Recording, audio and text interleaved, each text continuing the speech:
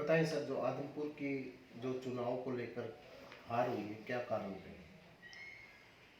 देखिए, आदमपुर का चुनाव का तो मैंने पहले बता दिया था कि आदमपुर में चुनाव का हार का कारण जेजेपी और बीजेपी की सरकार का गठबंधन, चौधरी भजनलाल का गढ़ और सिटिंग एमएलए होना, ये कारण थे। और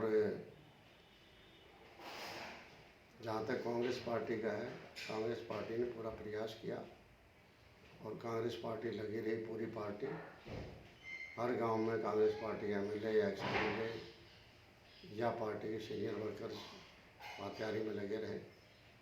आदमपुर में करीबन 55 गांव पड़ते हैं, छोटे मोटे मिलाकर 30 जगह वो जीते हैं और 25 जगह कांग्रेस जीती है। लेकिन उन 23 जगह में से वो 30 बड़े गांव नहीं हैं, 30 सारे ही। उनमें से कुछ ऐसे भी हैं जो ढाणी भी हैं, जैसे ढाणी पीरावाड़ी है और ढाणी खासा है। इस तरह की ढाणियाँ भी हैं, उनको मिलाकर वो 30 पड़ते हैं। कुल मिलाए तो बराबर के गांव में ही कांग्रेस पार्टी जीती है और बराबर के गांव में कांग्रेस पार्टी हारी है या बीजेपी जीती है। तो कुल मिलाते हैं तो कांग्रेस पार्टी की जीत है। आज तक 52,000 चौधरी भजनलाल के परिवार के खिलाफ वोट कभी नहीं मिले। कांग्रेस पार्टी ने इससे पहले जो चुनाव लड़ा था, कुलदीप बिश्नोई के बिना जो लड़ा था, वो 2014 में लड़ा था और 2014 में कांग्रेस पार्टी को 10,000 वोट आए थे और अब कांग्रेस पार्टी को चुनाव में वोट आए हैं 52,000 वोट। तो 10 से 52,000 वोट कांग्रेस पार्टी ने बहुत प्रगति की है, क्योंकि बीच में 2019 में तो कुलदीप बिश्नोई खुद ही कांग्रेस पार्टी के चुनाव लड़े थे।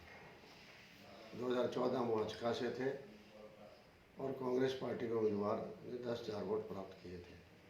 उस हिसाब से कांग्रेस पार्टी ने काफ़ी गेन किया है और गेन का मतलब यही था कि हुड्डा साहब ने और दीपेंद्र हुड्डा ने दोनों ने पूरा टाइम लगाया। दीपेंद्र हुड्डा ने तो रात को 2-2 बजे तक जो है गांव के अंदर मिलना जुलना रखा और यही कारण है कि उनके आदेश पर सभी लोग गांव के अंदर जुटे रहे, कस्बे में जुटे रहे और लोग मेहनत करते रहे। कोई घर ऐसा नहीं बचा जिस घर के अंदर कांग्रेस पार्टी का कार्यकर्ता या कांग्रेस पार्टी का नेता ना गया हो। हर एक घर तक जो है अपनी आवाज़ को पहुंचाया है और कांग्रेस पार्टी अच्छे वोटों से जो है ना आगे बढ़ी है। बीजेपी की सरकार भी थी, लोगों के साथ झूठे वायदे भी किए गए लोगों से, कहीं सड़क का, कहीं खंभे का, कहीं बिजली का, कहीं नाले का, कहीं खाने का। इस तरह से वायदे करके जो है कांग्रेस पार्टी को हराया गया और बीजेपी जीती है, क्योंकि बीजेपी ने इस तरह के वायदे किए थे और भी अनेकों वायदे किए थे उन्होंने। अब देखना ये होगा कि क्या वो अपने वायदों पर खरा उतरती है या नहीं उतरती है। सर, जयप्रकाश जी ने ये आरोप लगाया कि सरकारी तंत्र का तो पूरा प्रयोग किया गया, इसमें कोई दो राय नहीं है, क्योंकि सरकारी तंत्र ही है जिन्होंने लोगों पर दबाव बनाने का प्रयास किया। हर तरफ से साम दाम दंड भेद हर नीति जो है बीजेपी पार्टी ने आदमपुर के चुनाव में काम किया है।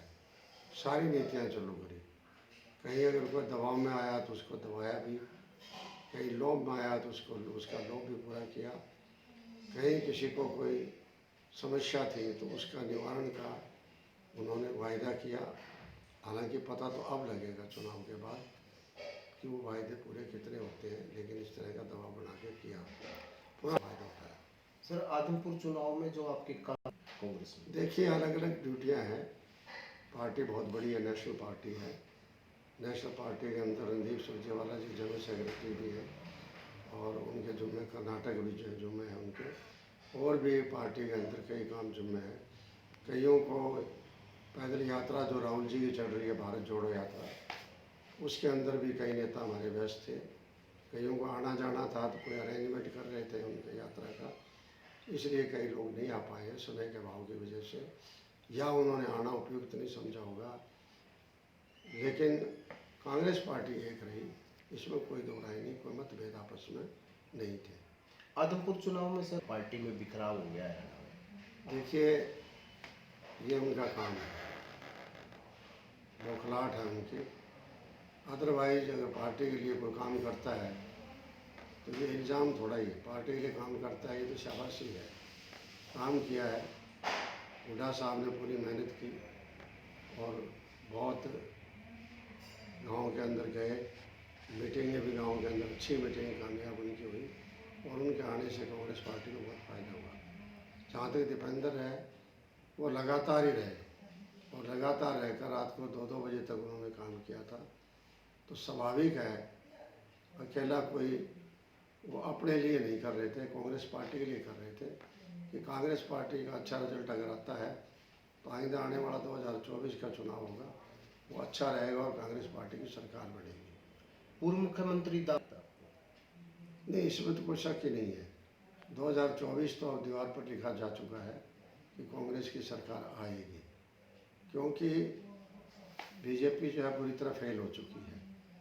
आज सबसे ज़्यादा नाराज़गी जो है बीजेपी के खिलाफ है, छोटे बच्चों से लेकर और बुजुर्गों तक।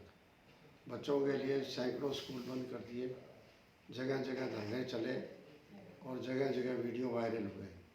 आदमपुर हल्के के अंदर भी जो है 5 गांव के अंदर स्कूल बंद किए गए थे और भी हरियाणा प्रदेश के अंदर कई जगह जो है स्कूल बंद हुए हैं। और स्कूल बंद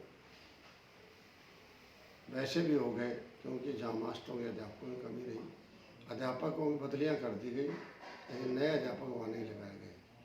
कहीं भी अध्यापक अगर नहीं है, मान लो मैथमेटिक्स का नहीं है तो बच्चे कैसे आगे बढ़ेंगे। कहीं साइंस का नहीं है, कहीं हिंदी का नहीं है, कहीं सोशल स्टडी का नहीं है। इस तरह से बदलियाँ की गई है जिससे बड़ा रोष है लोगों के अंदर। तो बच्चों के साथ भी ज्यादती की है और युवाओं के साथ तो बहुत बड़ी ज्यादती की है। रोज़गार हरियाणा प्रदेश में नहीं है आज के दिन। बेरोज़गारी हिंदुस्तान में सबसे ज़्यादा अगर है 37.5% तो हरियाणा प्रदेश के अंदर है। और बेरोज़गारों के साथ सरकार मजाक भी कर रही है। कोई पेपर निकालते हैं टेस्ट के लिए तो टेस्ट 300 किलोमीटर दूर होता है। हिसार का बच्चा कहीं पंचकुला जाता है, कहीं अम्बाला जाता है, कहीं यमुनानगर जाता है, कहीं पलवल जाता है, कहीं होडल जाता है, वहाँ जाके अपना एग्ज़ाम देता है। सैकड़ों रुपए लग जाते हैं, खर्च हो जाते हैं और टाइम वेस्ट होता है। और बहुत बार रास्ते के अंदर एक्सीडेंट भी हो जाते हैं, एक्सीडेंट में चोट भी लग सकती है, मर भी सकते हैं। इस तरह का नौजवानों के साथ बहुत बड़ा अत्याचार हो रहा है। इसी तरह किसानों के साथ है, किसानों को ना तो भाव दिया गया, ना ही किसानों की खरीद की गई और किसान के जो खर्चा है वो बढ़ गया, क्योंकि बीज पर, खाद पर और कीटनाशक दवाइयों पर और कृषि औजारों पर पहले टैक्स नहीं होता था। बीजेपी सरकार आने के बाद में इन्होंने इस पर टैक्स लगा दिया, जीएसटी लगा दी। इसी तरह से डीजल है, पेट्रोल है, वो भी महंगा है और आम आदमी के लिए तो गैस का चूल्हा भी महंगा है। इसलिए महंगाई, जहाँ तक हम कह सकते हैं कि महंगाई की मार भी साथ देश में पड़ रही है, हरियाणा प्रदेश में भी सबसे ज़्यादा पड़ रही है। इसलिए भी लोग नाराज़ हैं और किसानों को जो मुआवजा मिलना चाहिए था फसलों का नुकसान का, वो 2020 तक कोई मुआवजा नहीं मिला, आज से 3 साल पहले का भी, 21 का भी नहीं मिला है और 22 का भी गिरदावरी नहीं हुई है। अभी तक खेतों में पानी खड़ा है और वो पानी की वजह से फसलें नहीं बोई जा रही है। पुरानी फसलें ख़त्म हो गई, नई फसलें बोई नहीं जा रही है। इसलिए किसान भी जो है खपा है सरकार से। 1 साल तक तो किसान बैठे रहे दिल्ली के 3 बॉर्डर के ऊपर और तीनों बॉर्डर रोके रखी, उसके बावजूद रिजल्ट कुछ नहीं निकला, क्योंकि सरकार ने ये तो कह के माफ़ी मांग ली कि हम उस किसान को समझा नहीं पाए, हम माफ़ी चाहते हैं और तीनों कानून वापस लेते हैं। लेकिन एमएसपी अब तक किसान को नहीं दी है। तो MSP न मिलने से भी किसान नाराज़ है। इसी तरह से व्यापारी है, उन पर इंस्पेक्टरी राज है। तो हर तरफ जो है एक किस्म की नाराज़गी छाई हुई है, महंगाई और बेरोज़गारी की वजह से भी और किसान के साथ जाति की वजह से भी। इसलिए कोई उम्मीद नहीं किसी तरह की BJP सरकार आने की, 100% कांग्रेस सरकार आएगी। और बुढ़ापा पेंशन, इसी तरीके से दिव्यांग की पेंशन, इसी तरह विधवा की पेंशन, जब से इन्होंने परिवार पहचान पत्र से जोड़ी है उसके बाद लाखों लोगों की पेंशनें काट दी गई है, दर दर की ठोकर खा रहे हैं।